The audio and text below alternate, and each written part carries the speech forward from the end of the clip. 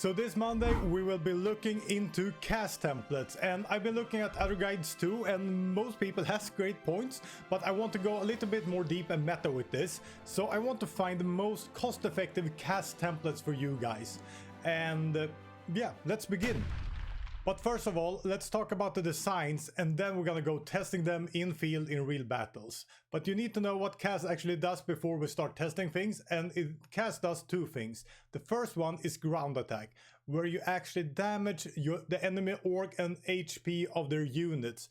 And here the stats of the CAS is important. The other thing is giving you an air support bonus, a bonus in the land battles. And here stats doesn't matter at all. As long as you have the range to get into the fight, you will get this bonus depending on how many CAS you have into the fight. So CAS stats are important in one regard and unimportant in another regard, where only range are important to actually get in there and get the thing you want out of it. Of course, defense and everything like that is important to actually make sure that your CAS just don't die. But you need to understand there's two things. There's the ground attack, where you want the attack stats on your CAS, and the air support when you just want to be there. You need to be there, and then you will get that stats. So this is important to understand when you start looking into the designs. So for a quick rundown, this is the 36 CAS, just gonna be upgraded to the 1936-39 tech CAS. Then we're gonna look at a low cost 1940 CAS. We're gonna look at the medium cost with more ground attack. Then we're gonna look at the heavy hitter, the high cost 1940 CAS, and round it off with a long range CAS for reasons you will see. So this 1946 template is not really made to be fighting with. If you're gonna fight with this, I would put on some defense turret if you go to war before 1939. If you're gonna go to war later than 1939, I would do like this. I will research armor plates and self-sealing fuel tanks. As you see, air defense goes from 9 to 19. Here you will take less than half the damage when putting this one into the fight. Ground attack is the same, so this will give a little bit damage, but the most important thing here is air support in gaining that bonus, even though 12 in damage are fine. And most of you watching are not yet subscribers. More and more are subscribing, so please subscribe to the channel, ring that bell button, do a comment and such things. And if you want even more for some strange reason, we also have the Patreon archive, a lot of guides there right now, a lot of new stuff happening, things coming with early access, and yeah, please support us as a Patreon. We need a reason to convince our girlfriends, yeah, we actually have those, to give us time to play this game and give you more guides. So consider being a Patreon to make the convincing easier for us. And now we're coming into 1940 frames. This is a low cost 1940 frame. It's a sturdy CAS that's just here to give you the air support bonus. And why do you just want the air support bonus? Yeah, because if you're gonna fight infantry or poor nations not having real expensive units, CAS damage doesn't give you that much. Giving you 10% of a tank damaged or destroyed will really cost your enemy. Destroying 10% of an infantry unit, no, that's much cheaper. So you don't really need to bomb them out of existence. You want that air support bonus so you can go in, get high stats, and just surround them. So this one is cheap. It also has high agility compared to other ones that we will see, so it takes less damage. Good defense now, and we also got range because yeah, we have the extra fuel tanks, so this is almost double the 1936 version.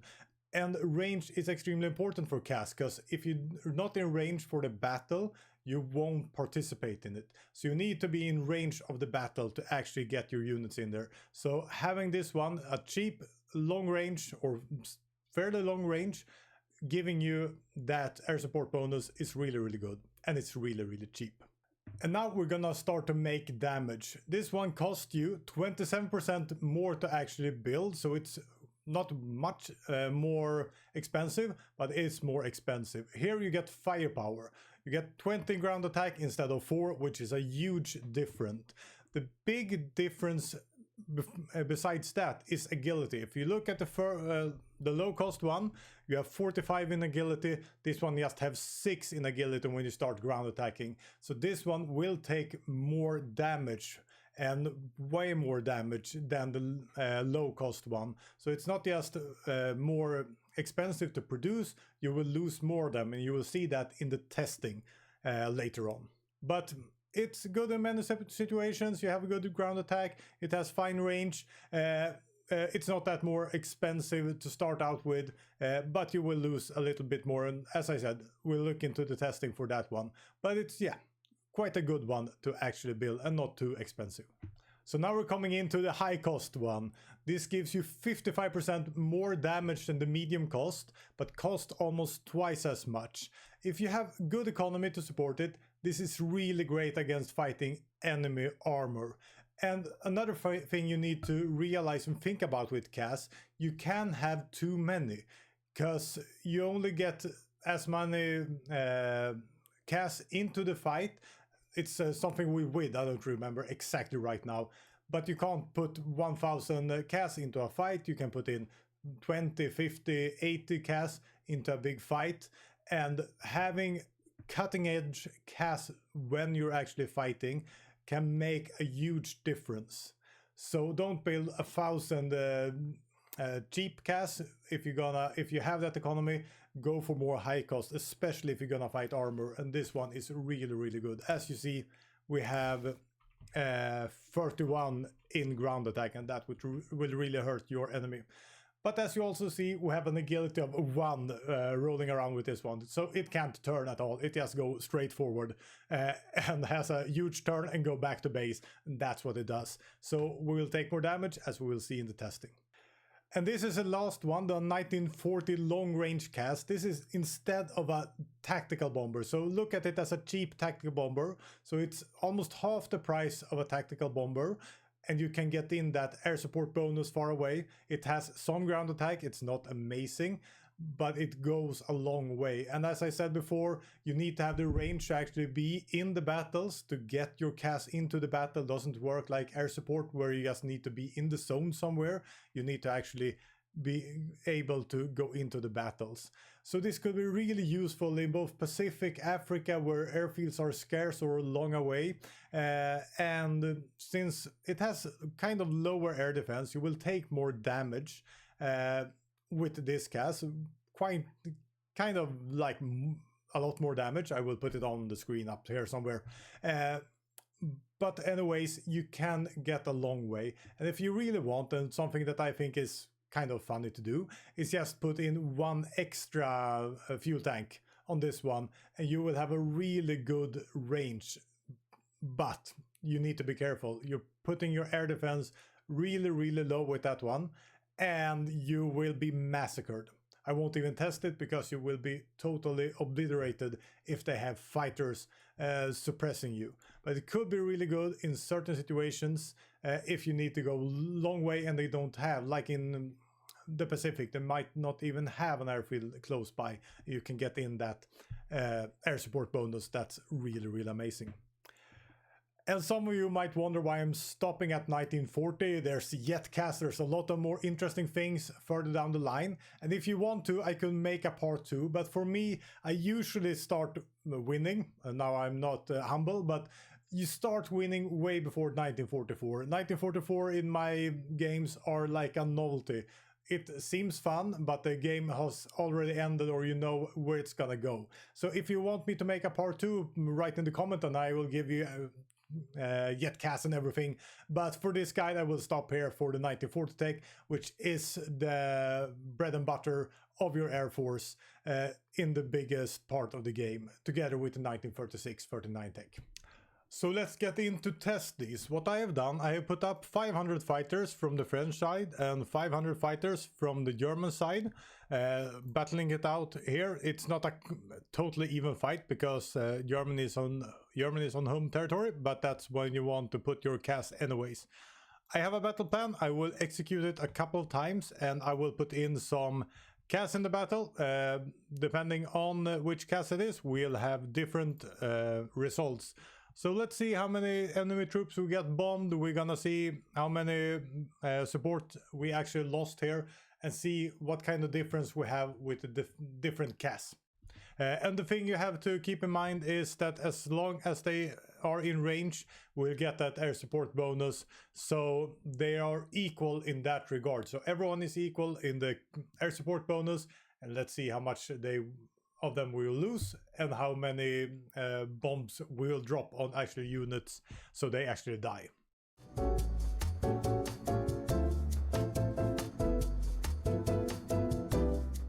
And the last testing is the long range CAS, and I just want to show you the difference here in range. So the first CAS 1936, you won't get that far. We're going for the 1940 tech. Something's happening here. It's a lot more, as you see. And if we're gonna go with long range CAS, the range is even further. And if you would put an extra fuel tank on that, more you would have a huge range. And it's really important, but let's see how it fares in the game. So we have a result. I fought for 2 months, October to December, trying to push through the lines. And looking here at the spreadsheet, it's a little bit lower if you see here in the damage dealt compared to what we see here in the months in the details. Since I had 3.6 damage done a year ago and I didn't have the time or energy to reset all the testing with a clean slate, so I just took minus 3.6 on all damage output.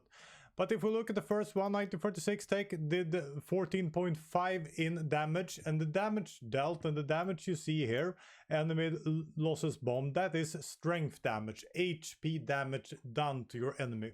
So we made 14.5 in HP damage for 2 months.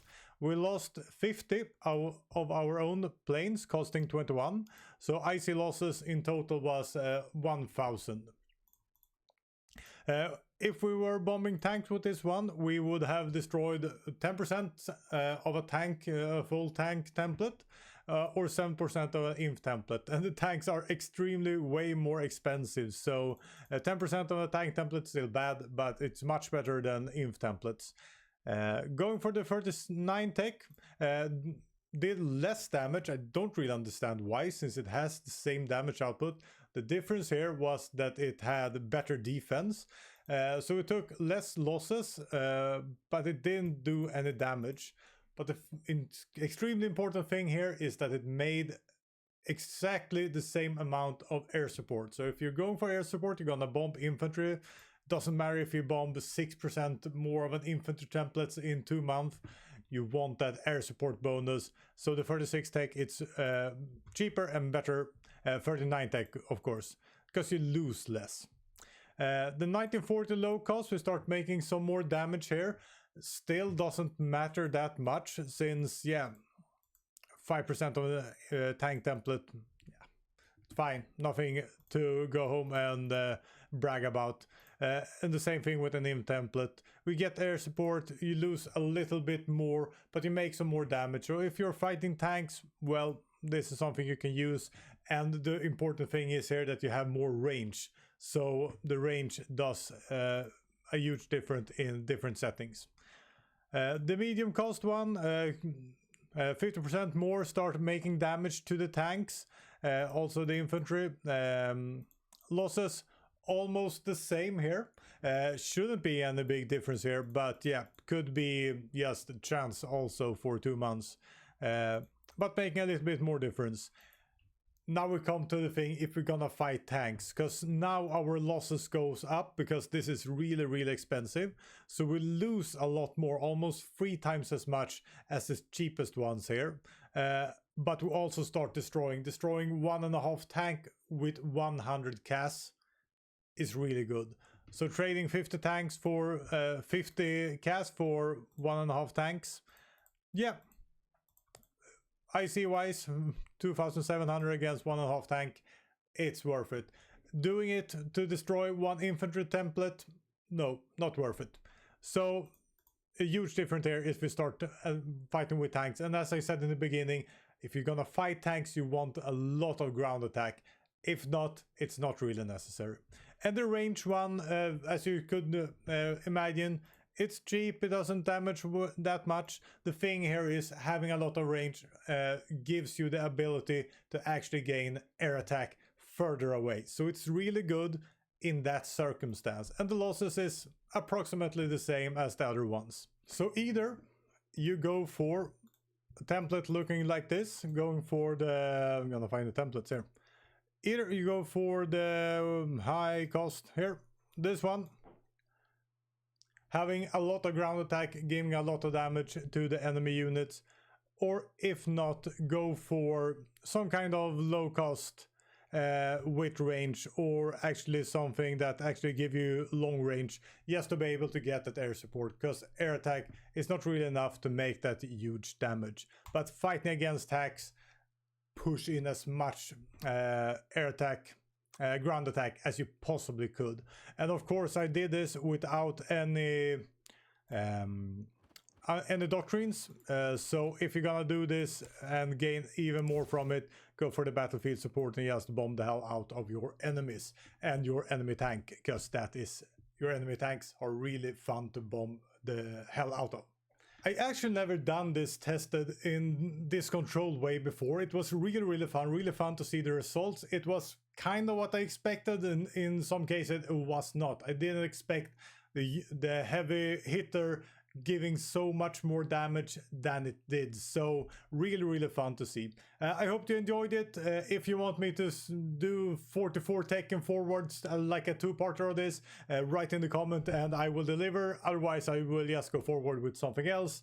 And for you guys missing Badger, since this was Badger's Monday, he couldn't really make it, so I had to step in. So we will have 2 Badger guides in a row now, and I will see you again Thursday for all you patrons from Stag 3 and above. But with that said, now I'm starting to ramble, and I guess this is a hugely too long guide for my taste. I hope you at least enjoyed it, so I will see you guys next time.